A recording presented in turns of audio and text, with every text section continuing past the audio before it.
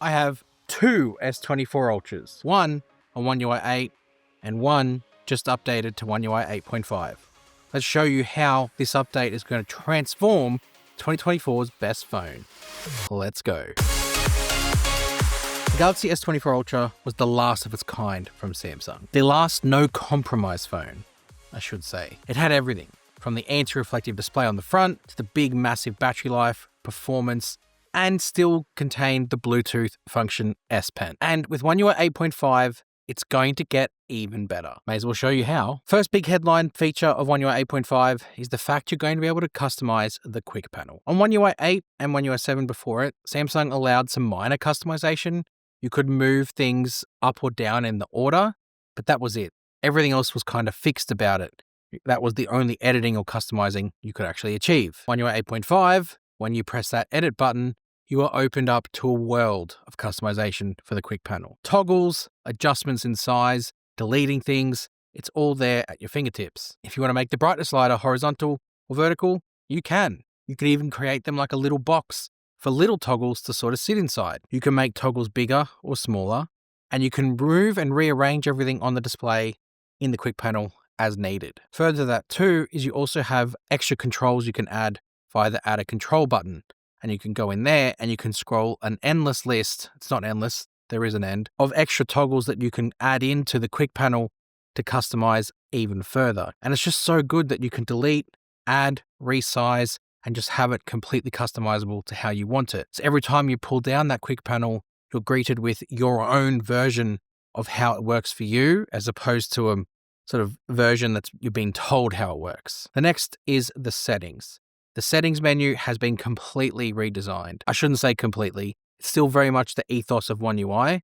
There's just been some tweaks made to it that make it feel different. On One UI 8, when you look through the settings menu, you can see underneath each big heading is some subheadings, and it kind of gives you context as to what's inside. It can make the settings feel a little bit overwhelming, a little bit too cluttered, whereas on One UI 8.5, you now don't have to worry about that. The other thing too with One UI 8 is it kind of was a bit disorganized from an animation point of view and from where the search icon was. When you're flowing up and down through the menu, it seemed sort of cut off, didn't seem like it flowed. And if you wanted to access search, it was only in the top. Whereas now they've moved that search bar to the bottom, kind of in line with the rest of One UI 8.5, but also made the animations a lot more fluid, a lot more natural with some nice little gradients going on to make it feel like it's all part of the aesthetic as opposed to just blocking it off and being sharp and cold. Within the settings too, there's some changes to aesthetics to things like the battery menu.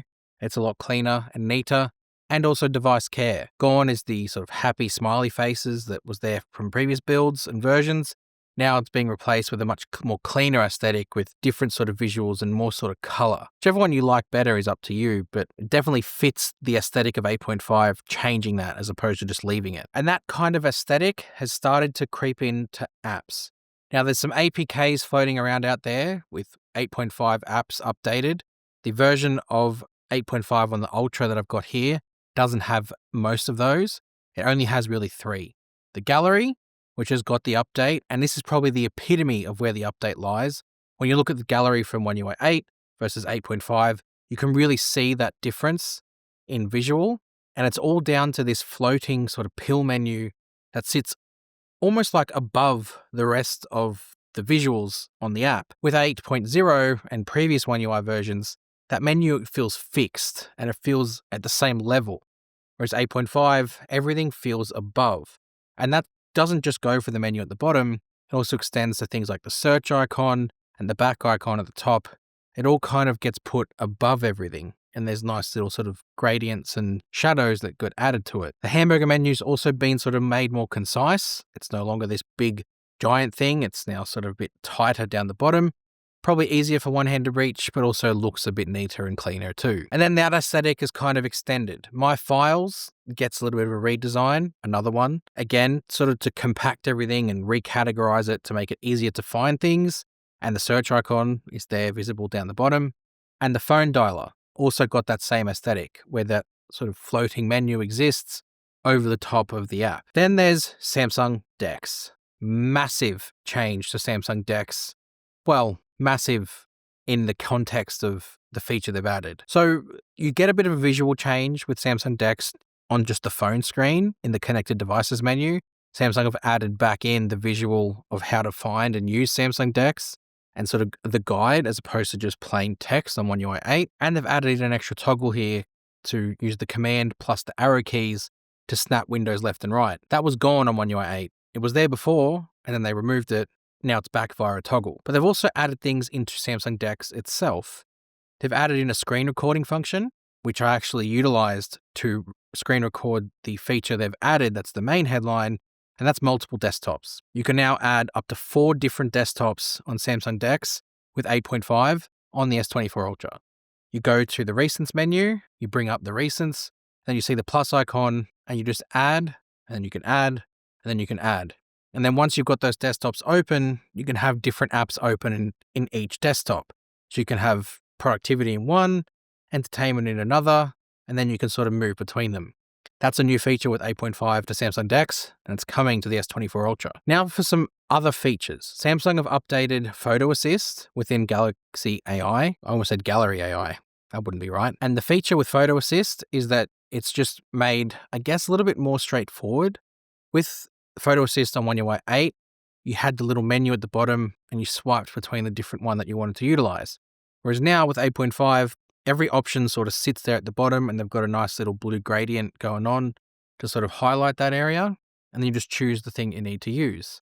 But the big part of it is that it actually allows for the editing of the Photo Assist to be easier. So once you remove something, rather than the extra step of needing to select it and then hit the erase button, it doesn't need to do that anymore. You can actually just select it and it automatically erases it, and then you hit erase. Then what Samsung have done is they've actually made it easier to go back and keep editing. So if you wanted to remove something else, rather than having to go back and remove both things, you just hit keep editing and remove the next thing. And what's great too is that they've saved the edits that you've made so you can go back to a previous version.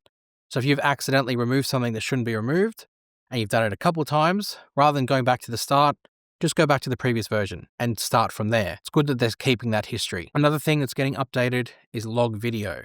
Not the recording of log video, but how you edit log video. So with One UI 8, if you wanted to edit log video, you'd swipe up and you'd hit correct color on the little suggestion that comes up in the gallery. Also with One UI 8, you couldn't actually use audio eraser with log video recorded on the phone. It just wouldn't work. You had to convert it first. One UI 8.5 fixes both of those things. The first one is you obviously now can apply audio eraser edits directly from the edit icon, which is great because you don't have to go through this whole lengthy process. You just can correct the audio and then continue on with editing the video. But the thing that's probably going to stand out the most is onboard LUT, where you can actually use LUTs on the phone to transform the log video. Now, it's not quite working yet because this is a very early build of One UI 8.5, but the premise is you select from a list of LUTs and it will change the photo or the video. And then onboard 2 is color correction that you can manually adjust with different sliders like brightness, exposure, contrast, adjust them,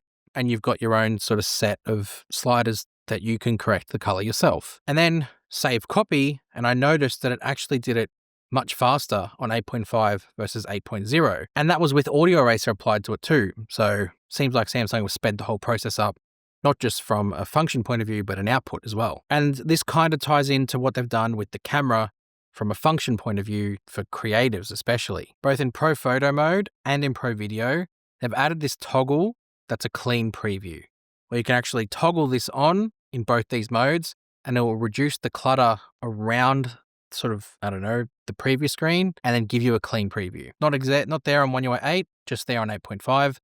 Pro Photo mode and in Pro Video mode, that toggle is there to give you that clean preview. And in the settings, you also now have a new setting called Save Videos to External Storage. Now, this has been there in Camera Assistant in one way or another on some phone models. Now it looks like it's going to be part of the main camera settings that you can actually save videos to external storage on the device, from the device, as you're recording. It makes sense, trust me. Samsung have also added in something called Storage Share, where you can actually utilize this function to access storage from devices within your ecosystem with your Samsung account logged in. You go to the Nearby Devices toggle in the quick panel, you drag the device into the little circle that's got going on and turn on Storage Share. You then, on the device you're connecting to, hit Allow, and then lo and behold, all of the storage from the phone you're connected to can be viewed and accessed from the phone that you're using. So whether that be a second phone, whether that be a tablet or a monitor that can access it too, you can actually access storage from a different device using storage share, very simply. And the last one that I've got here to highlight is a little wallpaper feature. It's nothing drastic, it's just a nice touch that I really liked. With wallpapers, what Samsung have enabled is the ability to create like a gradient with your wallpaper. So with One UI 8, you've got the wallpaper and that's it. There's no way to sort of drag it down and create this nice little gradient flow from the top to the bottom, or bottom to the top, whatever. With 8.5, you can actually drag the photo down and it sort of creates a gradient color and extends it from the top of the photo to the top of the display, sort of to give you like sections. And it's just really nicely and naturally done. And I like the effect it gives because you can place the clock in there and not have it cover up whatever the subject of the wallpaper is. It's really clever. And it's just a nice little touch that Samsung have included. On the surface, some of you might not think that 8.5's that big of an update. But for an update that isn't even a full Android version, it's just half a One UI version, there's a lot coming that actually could just be a full Android version anyway. But Samsung have given it to us in a 0.5. I'm excited to see what the full release looks like when it launches with the Galaxy S26, because I'm assuming that's when it's going to happen. So make sure you hit subscribe to Tech with Benefits, because I'll cover all of that as it happens, and I'll see you guys in the next one. Yo!